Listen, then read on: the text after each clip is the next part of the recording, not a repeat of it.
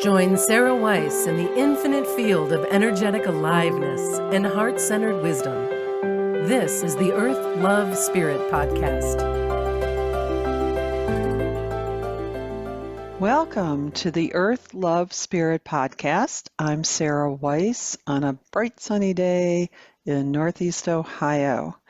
And today we have a fun interview with Monica Rodgers. Monica is an endless advocate for the full actualization of women, and she inspires women everywhere to say yes to the mess. So Monica believes that women can take action towards realizing our true potential only when we stop proving and striving and trying to be who everyone wants us to be. When we become true to ourselves and return to our original design with love and compassion, we become aligned, opening the portal to our divine purpose, where peace, joy, and prosperity dwells. So this is a wonderful topic for our podcast today, and it really gets to the heart of the spiritual nature of women and our natural orientation to love and the divine feminine. So help me welcome Monica Rodgers. Welcome, Monica. Thank you for joining us on the Earth, Love, Spirit podcast. Hey, Sarah. Hi, everybody. It's so great to be here. Thank you so much for having me. Monica and I have been discussing what are we going to talk about today? And there are so many wonderful topics. I said, let's just do them all. So we may be on a little kind of wiggly journey through consciousness today. We're going to be on an adventure. How's that? Okay, we're on an adventure today. So let's start out with what I love about Monica is her ability to embrace the realness of us as women. I mean, it's like there's just no hiding and pretending anymore. So the messy, magical magnificence of us as human beings and embodied in our female bodies. So Monica, why don't you start our adventure here? Oh, sure. Oh, my goodness. Well, I always say that I love the moment that I decided to say yes to the mess. And that when I really understood that my mess, my own mess, is my message. And that, I invite any woman who's listening to really try that on for herself, because there's something about perfection that's always been like a plague for me, like one of those, oh shoot, I was doing that thing again where I was trying to be perfect, where I need to really, really self-approve and really kind of be my own best friend and offer myself the greatest amount of compassion, because these habits that we've been taught just through social conditioning have been really hard to break. And I think they're hard for all of us women. And so perfection, of course, has been one of mine. And I would assert that it's something that often plagues many of us as women. I look back at my 69 years of being a female on this planet, and so many of those years were characterized by what was wrong with me. Mm-hmm. And it's such a shame to waste that much time feeling that badly about ourselves.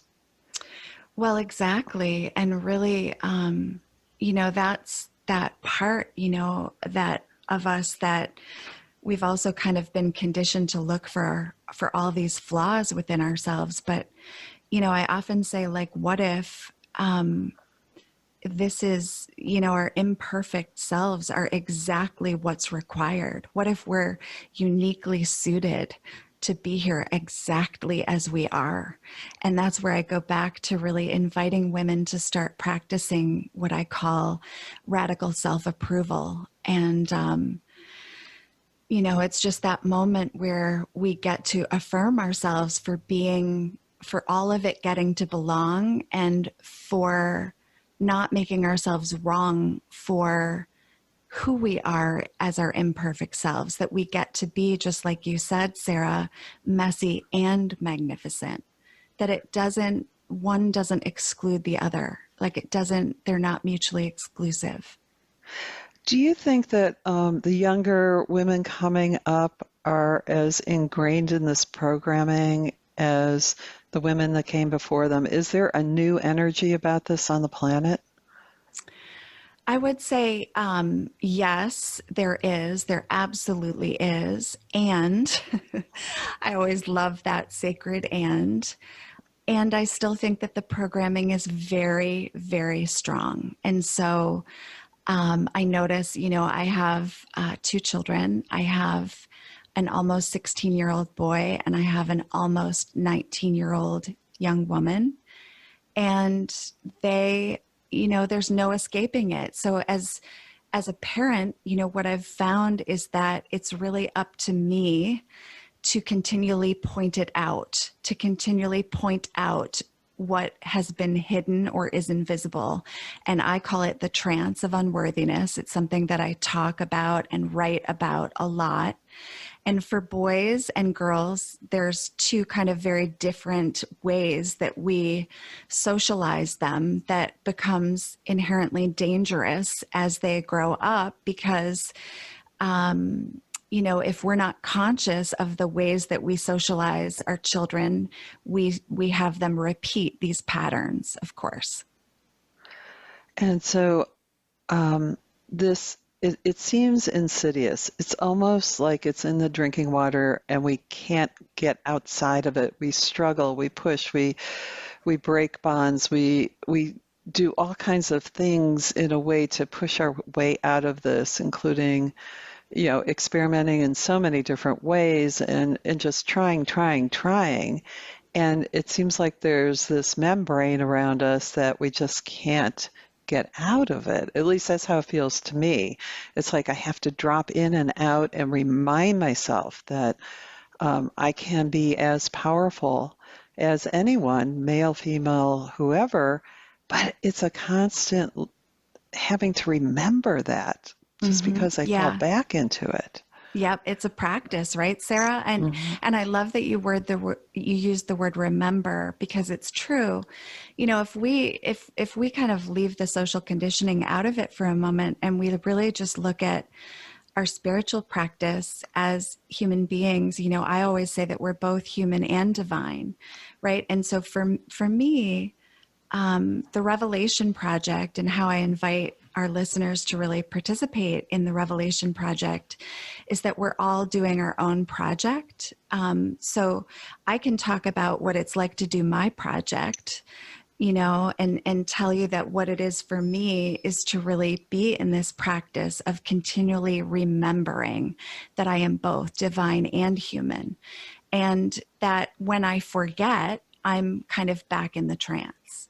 And so it is about actually bringing myself back to my breath, bringing myself back home to myself, where I remember who I am.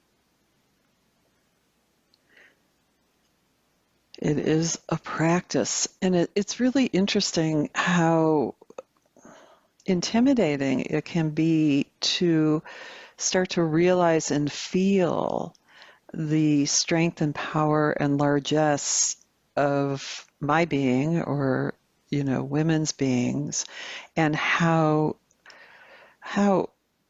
it seems like they were the feminine was just pushed aside several thousand years ago, and they just said, okay, it's gone. What are we going to do now? We'll just figure this out, how to do this without the divine feminine.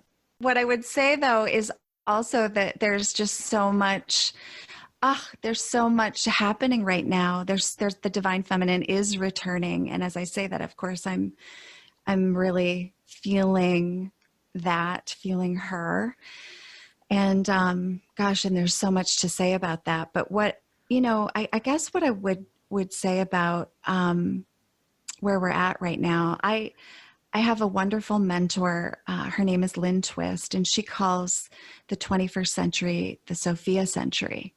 And it's this idea that, you know, for the last 100 years or the 20th century, it was all about war and the fear of war.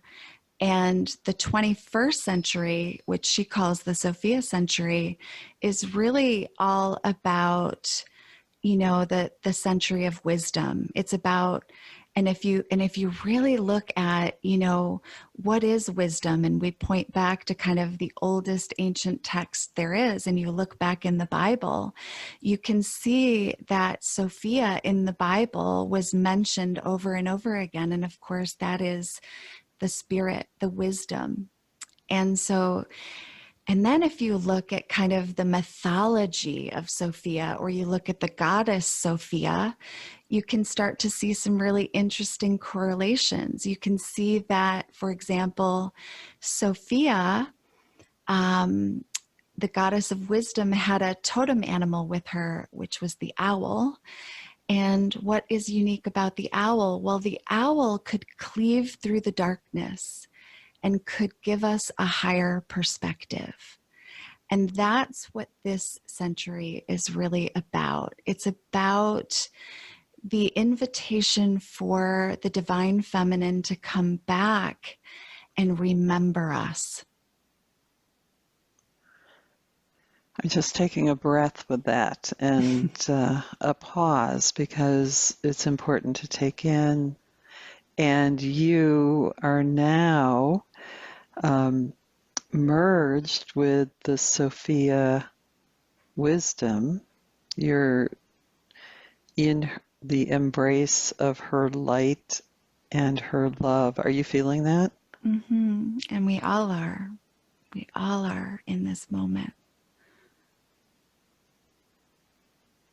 Can you share with our listeners maybe one of the first times you were able to experience this, being embraced by her? Yeah, I can. I'm finding myself feeling emotional as you ask that question, because what comes up or arises in me is, you know, a time in my life. You know, I say that I almost had to lose my life to choose my life. And what happened was that I had been doing all of the things that they say we women can do, you know, in this crazy world, which was all of the, you know, like what was allowed was my fully expressed masculine side. You know, as women, as girls, we kind of have this this double challenge, because we're really not allowed to be either. We're not allowed to be fully masculine, and we're not allowed to be fully feminine. You know, and so there's a way that we end up almost denying, you know, ourselves at that very critical passage where we start, not only do we kind of self-abandon, but, you know, we also start to wear masks in order to survive. We end up oftentimes escaping up into our heads instead of being in our bodies, because the world becomes a very kind of uninhabitable place. And for us to emotionally inhabit the world, we have to be in our bodies. And that is a very, very difficult proposition for a young woman who is often objectified, you know, in a society that, you know, is somewhat hostile towards women, you know, and there's a lot of, you know, different avenues I could go down. But what I will say is that I was kind of doing that thing that I think a lot of us do, which is I started wearing all of the masks as a mechanism for survival. You know, I had the right mask for the right environment, the good girl mask, you know, the perfect mother mask, the dutiful wife mask, the, you know, and the truth was I had gotten so good at wearing masks that I didn't know who I was anymore. And I also felt, ironically, just so invisible. You know, I felt like nobody knew the true me, not even me. And so, of course, that became unsustainable. And, and because I was not being true to who I was creating the not true life. If our voice is kind of that divining, manifesting vibrational energy that creates the world around us, then I was using my voice to create kind of the world that wasn't meant necessarily for me, because I was omitting my truth. So, I had, a wonderful life from the outside looking in. I had masterfully created that perfect picture life, but it was not the life for me. It was a very hollow life. It was a very confusing life. It was a very exhausting life. And I was depressed. I was disconnected. I, had really done a great job of numbing myself. And so kind of when everything fell apart, and I also say that it was the moment that I first experienced the divine feminine. We think, oh gosh, when I look back, I think, wow, that was when actually the goddess Kali entered my life. She is the goddess of death and rebirth, right? The goddess of destruction. And it's said that, when you are ready to have the divine feminine enter your life, sometimes it that also then calls in the correct goddess for what you're needing in that moment. And for me, it was, I literally, Sarah, remember that moment when I decided to stop pretending, and that I could not, that I, it was like a life or death decision for me, that if I continued on this way, that I would kind of surely die. And unfortunately, I had allowed myself to become so exhausted that by the time I finally did allow everything to fall apart, I was really in a state of deep adrenal fatigue. I was really in a health crisis as well. So I ended up going to bed really for 8-9 months. And it was during that Great Depression that I started to experience the magic of the divine feminine.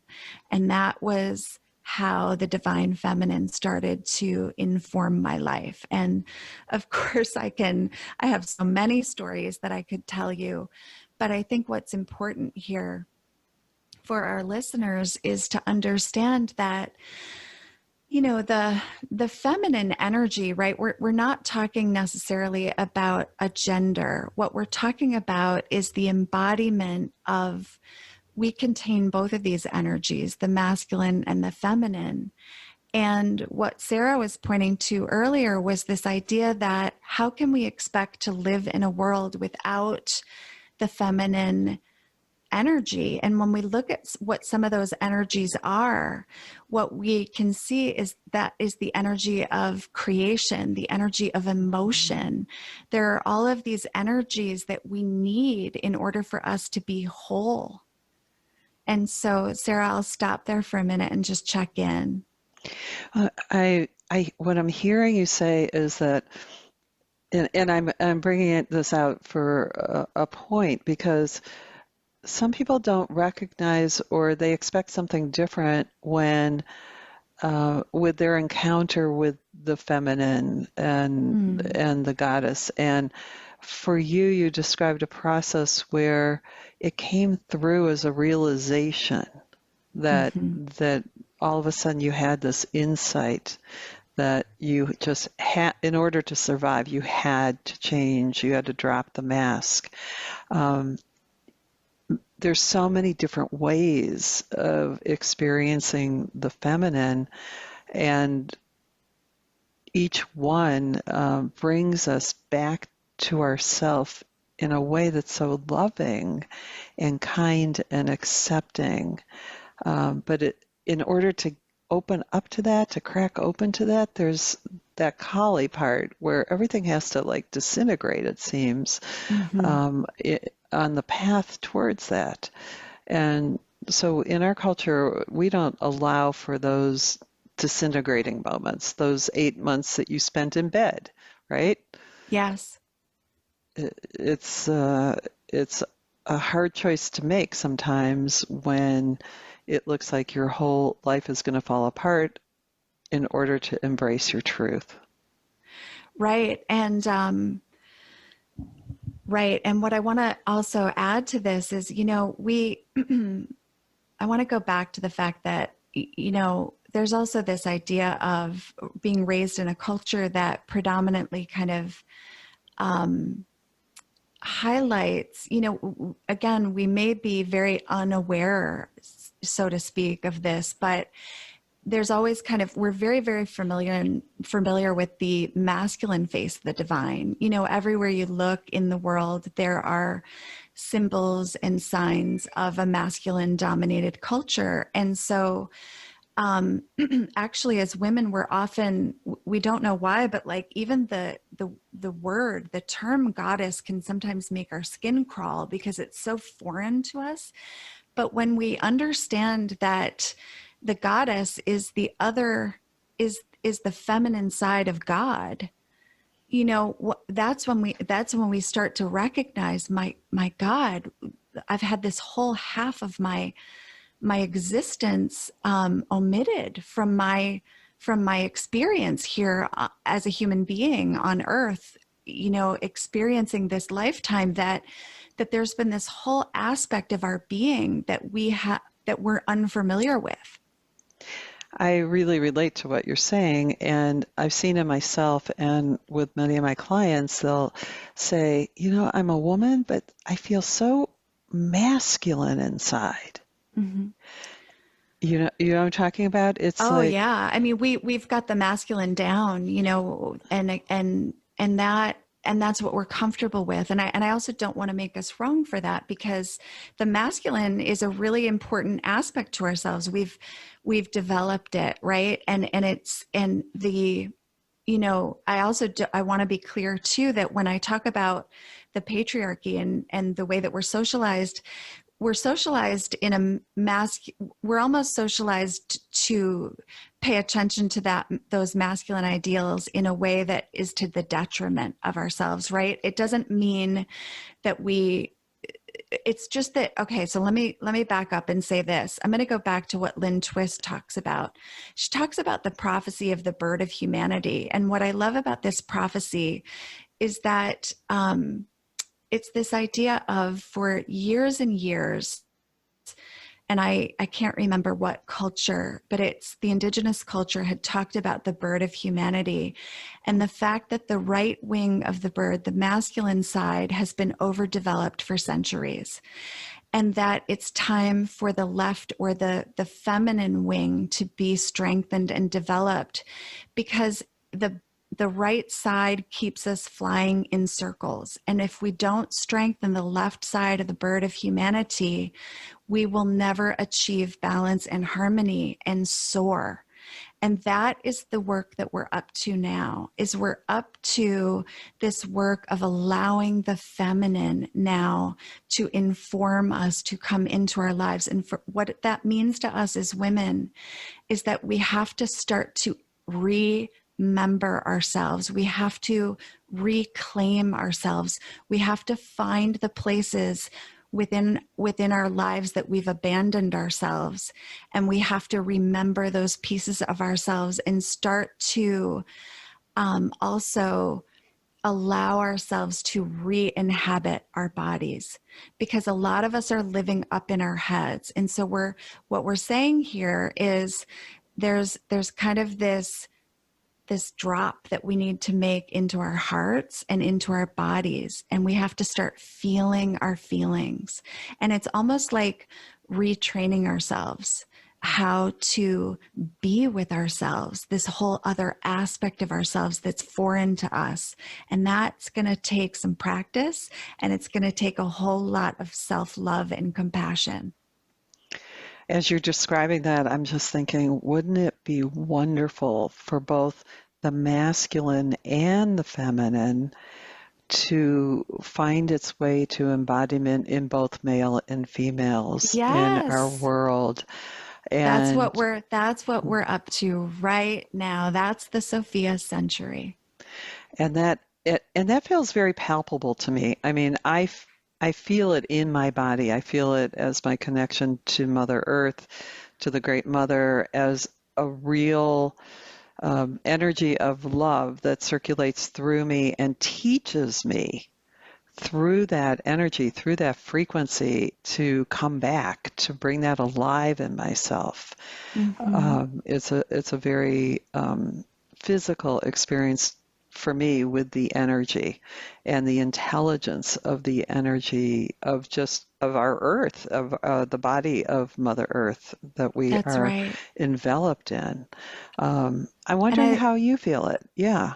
I love what you're pointing to, Sarah, because, honestly, that's that piece too. When we're in that forgetting place, when we're in the trance, we forget that it's all interconnected. We forget that the earth, is this living, breathing, feeling energy, intelligence that we're co-creating with, that we're the steward, right? Like we're interdependent with the earth. And so if you look at what we have done in our forgetting of the divine feminine, is that we've forgotten that economy and ecology need also to be integrated. That these are not, we can't have these siloed, hierarchied systems or ways of being, because that isolates, it compartmentalizes. And so when we talk about what we're up to now during the Sophia century, it is about this remembering and the interconnectedness, so that we can start to create these harmonies with the planet, with the ecology, with, we can't, continue to drive a consumer society without looking at our impact on our ecology, right? And so what COVID, I always find it so interesting that COVID is also the name for the corona virus, Mm-hmm. is also crown, right? Is this Mm-hmm. idea of also, when we think about the crowning, or the rebirth of our consciousness, it's happened in a way through, again, like this Kali experience, this very, what a lot of us can consider maybe a very destructive experience, but with it has come a lot of disguised gifts, a lot of rebirth. And I think what's happened is that we've rebirthed a new consciousness here. And we're really starting to experience, because we've been isolated in a strange, ironic way, it's had us remember what's important. As you're speaking, I'm just wishing there were more containers for helping women go through this disintegration process and the reclamation process. In the past, it was the mystery schools and the ceremony and the way that women knew how to hold a circle. Mm-hmm.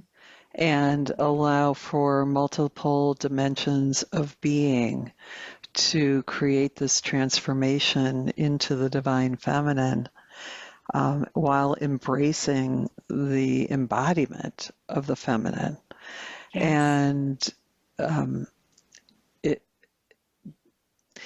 it's I think we're at the beginning stages of this, so we don't exactly know what it looks like, and we're kind of feeling our way through it Mm-hmm. in a lot of ways. And there's a lot of courage that we need to have to start trusting that which is guiding us from within. Yes. Yeah. Yes. You said the magic word, trusting, right? Which is also a feminine energy. So, yeah. And I love what you said too about resources. You wish there were more resources.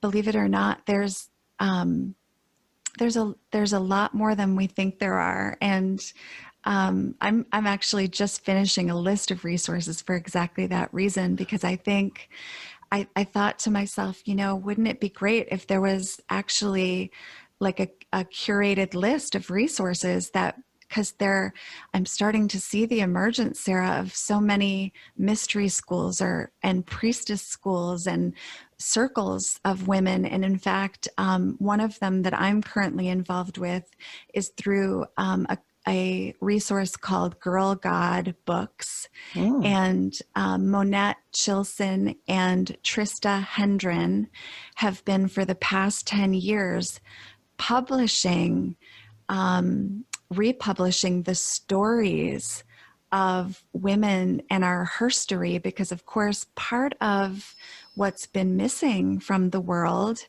are the stories and the herstory of women. And so what they've been doing is collecting and curating and publishing these books and republishing these texts. And of course, those of you who are familiar with Megan Watterson know that she published the book Mary Magdalene Revealed, which talks about the suppressed Gospels of Mary Magdalene that have been reinterpreted and put back out in the world.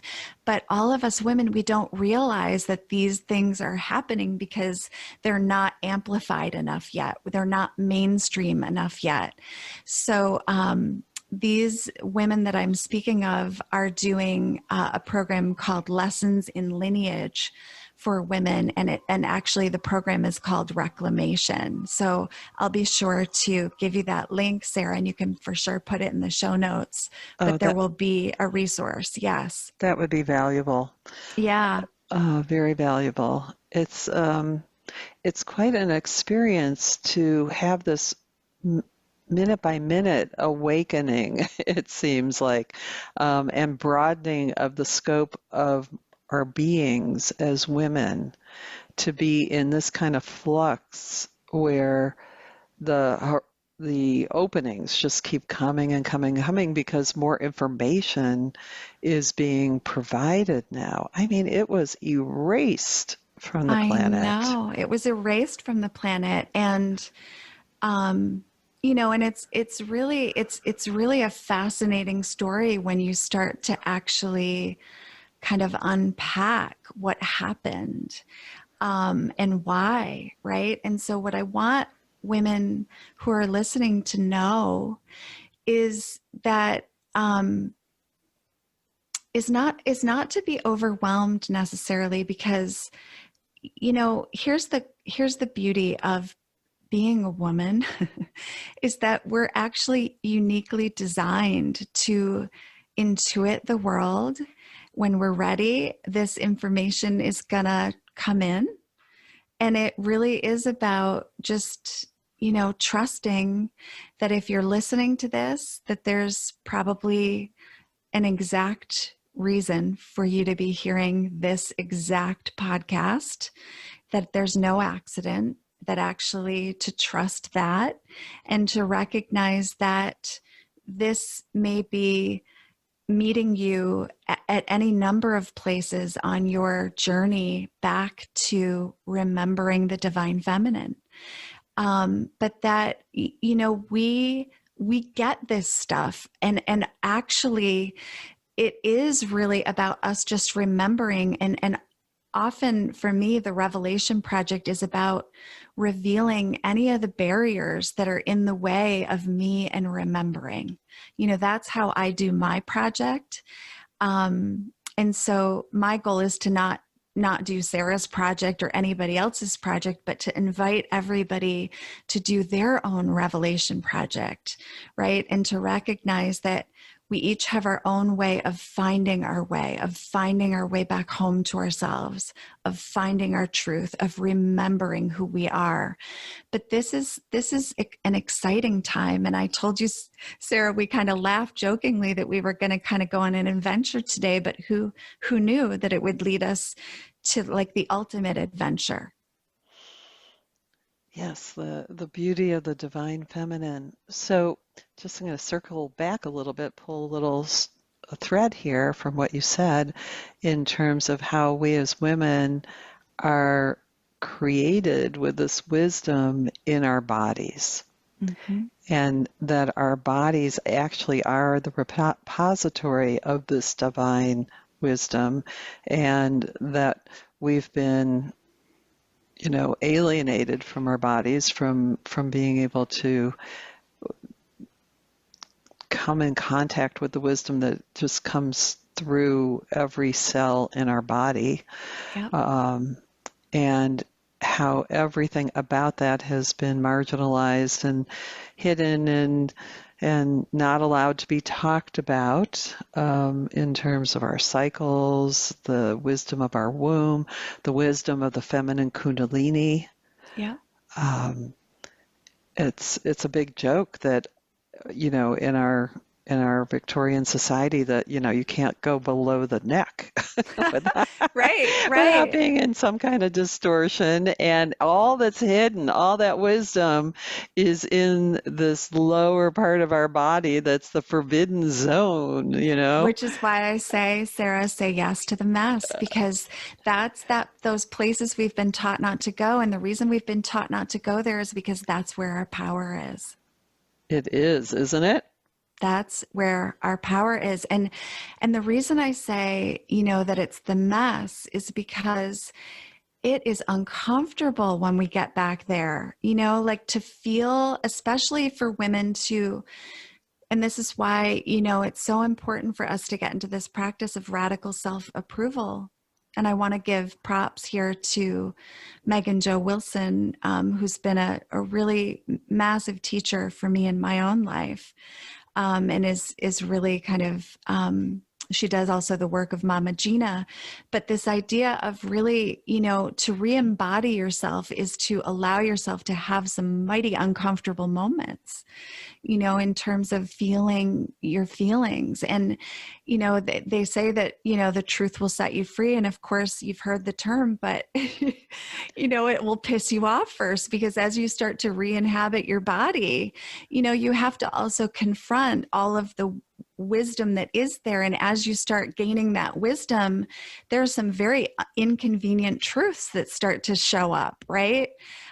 Because as we become, interface and remember the truth of who we are, we may find ourselves in situations that are no longer really aligned, right? So this is when we say yes to the mess.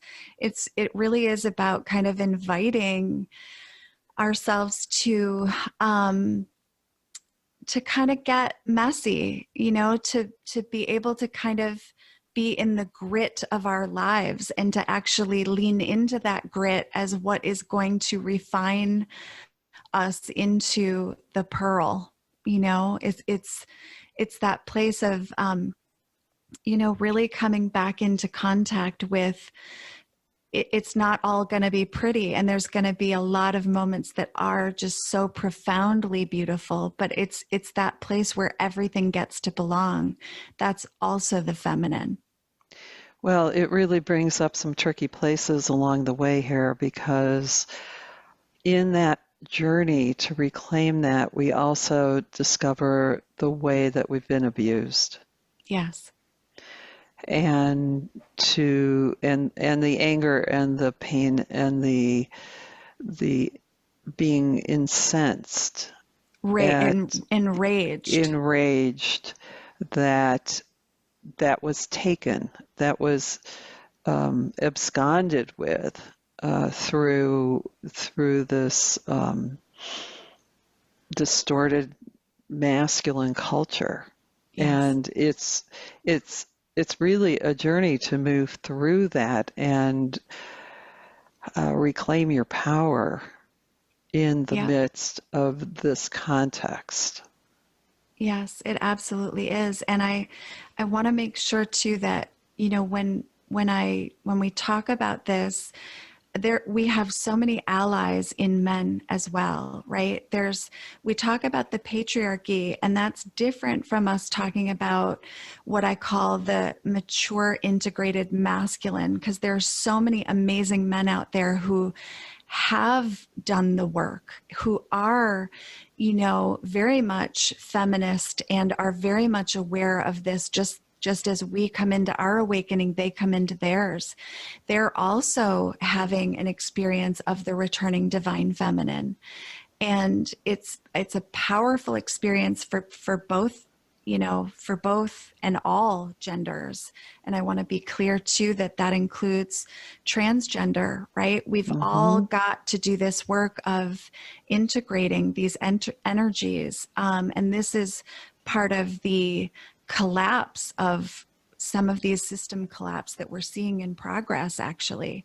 It's good news. It's hard to look at it sometimes as good news, but if we can remember that part of what we're witnessing is actually the collapse of patriarchal systems that are long overdue, that this is part of the messiness I speak of. Well, the transitional phases during disintegration is very, very messy. And how much energy do we spend, male, female, anyone, to try to avoid that messiness? It's just amazing how much energy we spend. It's like our whole culture seems to be the result of trying to avoid that. Well, and especially women. And the reason, we've been so it makes me laugh, actually, because I'm going to go back to, raising my hand as a recovering perfectionist. We've been taught that any mess in our vicinity is ours to clean up. And oftentimes as women, we find ourselves cleaning up everybody's messes all the time. And so what this requires of us actually is to stop it. Stop it. Stop cleaning up everybody's messes. Stop holding it all together. Stop making it pretty. Stop making everybody comfortable. It's not your job.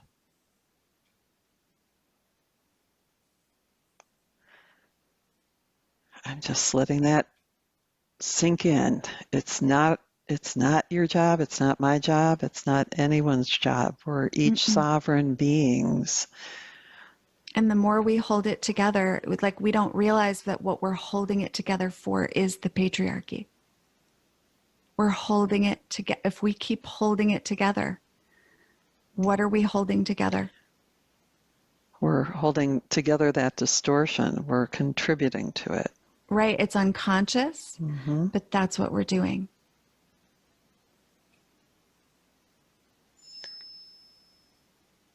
I'm just, tuning into this beam of light that's just like a staff being put into the ground as a statement of the truth. Yeah, it's so great because, again, we've been taught that the feminine is kind of this pleasing, quiet, accommodating, right? Nurturing. And yet the other, side of the feminine is fierce, is unknown, is creation herself. Like the feminine is a powerhouse, right? Like this is what we've been kept from, this knowledge. And there's a reason why.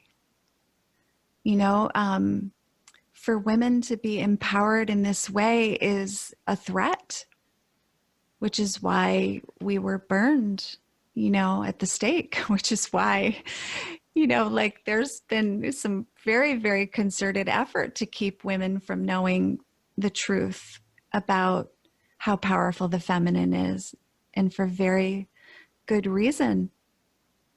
Because if she knows and she steps in, the patriarchy can no longer survive.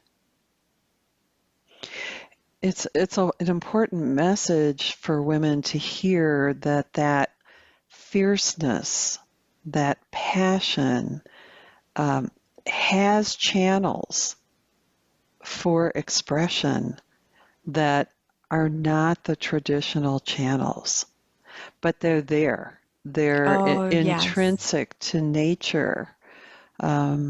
to the wisdom of the feminine, and that you don't have to constantly suppress. But Mm-mm. there's a skill, a maturing, a development of that relationship with the feminine that helps guide how to take all that energy. I mean, if you're a woman that has had a child, you know that fierceness. If you haven't had a child, you know the fierceness of your passion for something in the world, and what do you do with that? I mean, the immediate reaction is just kind of tamper it down a bit, but or a lot, and self-suppress. But there are channels for this that are inherent in our being that will guide us moment by moment, synchronous, serendipitous moments that'll take us into contact with the people that you mentioned and the growing network, matrix of this feminine wisdom that's coming alive again. That's right. And it's why, it's why for me, the Revelation Project is also kind of leaning into that unknown, not needing to have all the answers and knowing that more will be revealed as I go. So, just for those people listening, the Revelation Project is Monica's podcast. And is it more than a podcast? You have more Yeah, under that so it umbrella? is. It is. Mm-hmm. So while I have kind of stopped doing my own circles for now, because I've been in the process of actually writing a book, what the Revelation Project really is it's a method, it's a practice, it's an offering to women for a way to be in relationship with the feminine, and which is part of why I'm writing the book, is it really just explains a way to kind of be in practice with allowing the divine feminine to inform our lives and using the project as kind of that structure or that method. So for any women listening out there, you are already doing your revelation project, right? And you're going to do your revelation project your way. And so it's important for all of us women to understand that what we have to remember, that there are some guidelines in terms of doing your own project. And one of those is don't do anybody else's project, do your own, right? So Mm-hmm. whenever I'm off in somebody else's hula hoop, I have to remind myself, right? Like, do your own project, Monica. It's none of your business, right? But it really does kind of start breaking the trance. Like the project for me is the big trance buster. It's about continually to put my life inside of my own revelation project and to start noticing, where am I disconnecting? Where am I masking? Where do I stop breathing?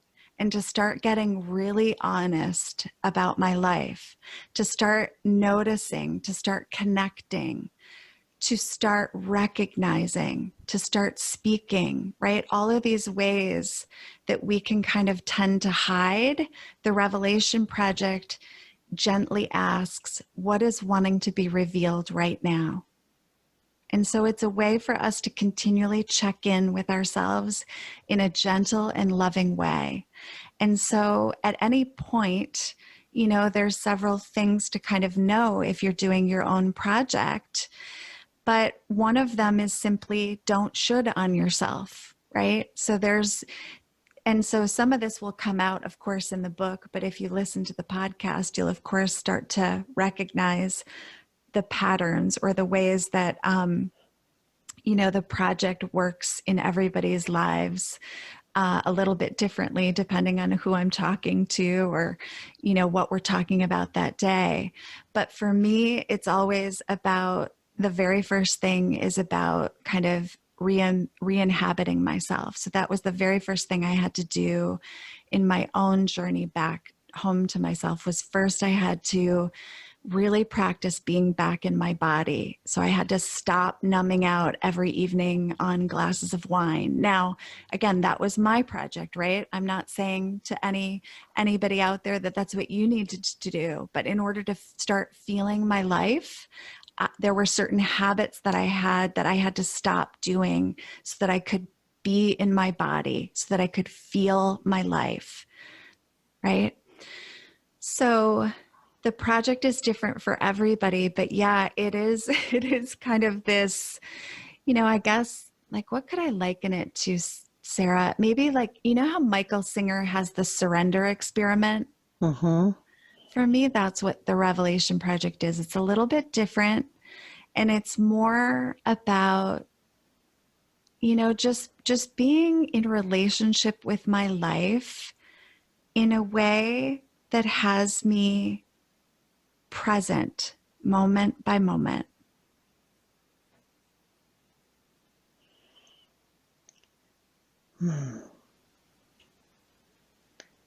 The way those words came out moment by moment were just so solid. Mm. It really came across as something that was conveyed to everyone listening. Yeah, there's this, like, for me, the Revelation Project is about, weaving the soul into the fabric of our everyday life.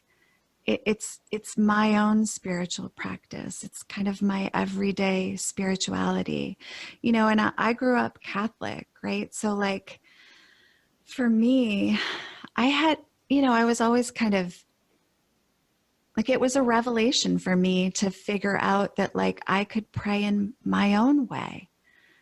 It was a revelation for me to discover that the goddess was the other half of God. It was a revelation for me to recognize that there was a woman before Eve, and that the Garden of Eden wasn't the whole story. Mm-hmm. It was a revelation for me to find out that Mary Magdalene wasn't a prostitute. She was Jesus's first apostle. That Jesus was, that Jesus and Mary Magdalene were the representative of kind of that twin flame, that divine masculine, that divine feminine. Both of them embodied both and honored both and integrated both, the divine masculine and the divine feminine. That they were kind of the models that we know, that we still speak of today. But of course, Mary Magdalene's story her true story has been suppressed. So what are the revelations in your life? What have been the powerful revelations that have brought you back home to yourself? That's what the Revelation Project is to me. Yeah, that's what the Earth Love Spirit podcast is for me too, because that's the story I want to hear from each person. Yeah. From each person we speak with. How is your revelation occurring in your life? How does it look uniquely sculpted through you? Yeah, and then we can share our revelations with each other. I mean, Mm-hmm. can you imagine, instead of women standing around talking about, gosh, some of the ways that we self-abuse ourselves as a form of communicating with each other, versus saying, I had this amazing insight, or I had this revelation about how I've been abusing myself. Like, I'm not going to do that anymore. Like how women are showing up for each other now in true sisterhood and in true support in that way, where we're able to celebrate each other and honor each other and stop fixing each other. My God. Right? Yes. It's just so refreshing. It's so liberating. It's so beautiful. Well, I celebrate your work, Monica. And Mm. as we come to a close here, is there any last word of wisdom that you'd like to share with our listeners? Oh my goodness. Let me see. Well, what I will say is this. What gets revealed gets healed.